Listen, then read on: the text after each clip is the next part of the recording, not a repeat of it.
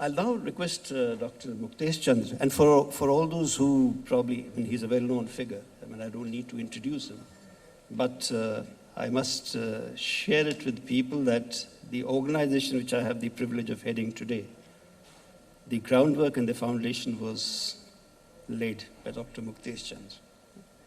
Dr. Muktesh Chandra. Friends, I wanted to spend a lot of time with you, but unfortunately my police job is something where I can't help myself. 10:30 sharp is the meeting of Commissioner of Police, and I just wanted to come and share a few things because the session cannot be postponed. I'm thankful General Vajpayee has mentioned about the NCIIPC. The problem in cybersecurity is a sort of paradox. There are problems, we acknowledge there are problems. Are our reactions or preparedness or acknowledgement of a problem is as per what is existing, or we pretend that yes, there is a problem, but it won't touch me.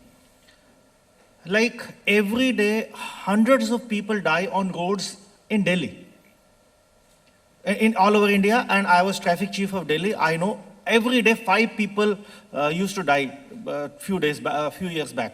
The figure is almost same. But people don't bother about helmet. But no one has died so far from coronavirus in Delhi, in India, but everybody is wearing masks. So we are making a lot of preparations. I was sanitized there and somebody is doing that. So this is a security paradox which is there in cybersecurity world also. Stuxnet has already happened. We are celebrating sort of 10 years of Stuxnet problem. And similar instances have happened all over. The Ukraine power grid attack is well known.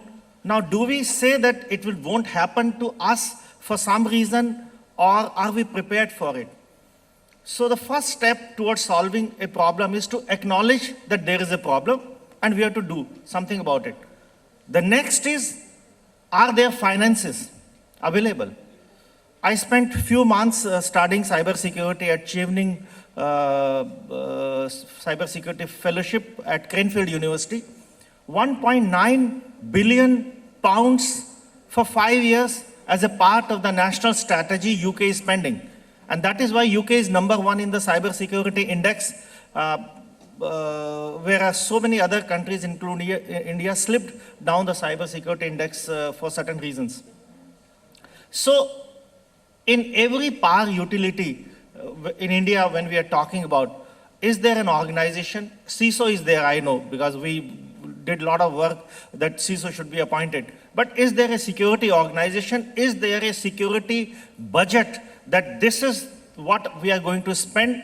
And also, what is that structure under which the cybersecurity will be created? I was going through the Reggie's some 10, 20 checklist for cybersecurity in power sector. Many of the power sector utilities are happy with the ISO 27001 certification and sector-specific detailed guidelines. I'm not aware of, did we issue or not. We did issue the first cybersecurity guidelines for critical sector in India. The second version was created after I left NCIIPC. But the problem is that you need an organization, you need budget for that, you need commitment for that. Rest of the panacea is available. A lot of checklists are available which are common to all cybersecurity, whether it is power sector, finance sector, or any other sector. And sector-specific guidelines are also available. NERC guidelines are there. There are so many other guidelines are there. But what I find in as a cybersecurity researcher and what work I have been doing within the government and outside the government is that somehow we are a reactionary society. So if something goes wrong, next door, till that time I am safe. And when it happens to me, that is the time I react. This is unfortunately very, very serious situation. The $94 million east of New York, where Saudi banks were involved, happened some 10 years back, and Bangladesh Bank East took place 2-3 years back. Our financial sector sort of was rigged when it happened in Pune, in Cosmos Bank, where 94 crores rupees were gone. Exactly parallel. You can draw everything parallel. What happened in New York East, what happened in Bangladesh, what happened in some other, and that is exactly happened in our country recently. So you draw parallel with the Stuxnet, you draw parallel with the Ukraine, you draw parallel with so many other attacks on cyber, on power sector utility. Now, one thing did happen in the Kudankulam nuclear power plant, where the admin block computers were hit.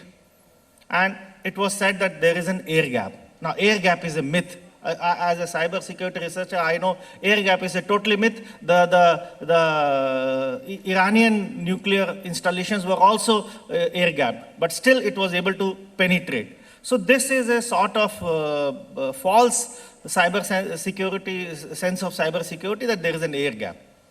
Fortunately, nothing happened.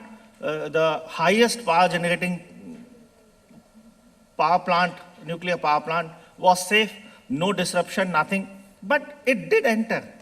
In the same way, Stuxnet also entered 10,000 computers, including Haryana State Electricity Board. But nothing happened because they were not connected to SCADA, they were not doing, we were not,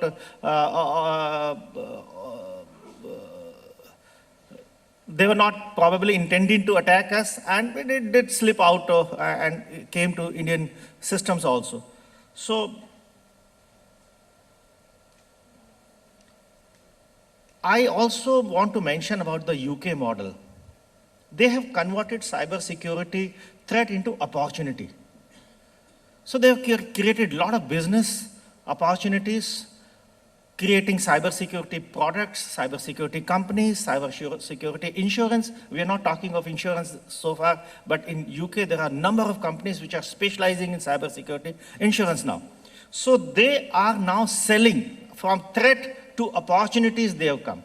And we are still preparing, struggling whether cyber security is an issue, whether finances have to be given, how much finance should be given. I believe this is more of a management problem than a technical problem. Technical issues are always available, expert help is always available. The problem is that the top management of an organization must understand what are the cybersecurity risks. And they have already occurred next door. They will happen to us. We don't have any magic wand to ward it off. And are we prepared for that? Are we spending enough to ward off the risk? And if at all it happens, to minimize the damage and all that. Thank you very much. I have to leave. I'm so sorry.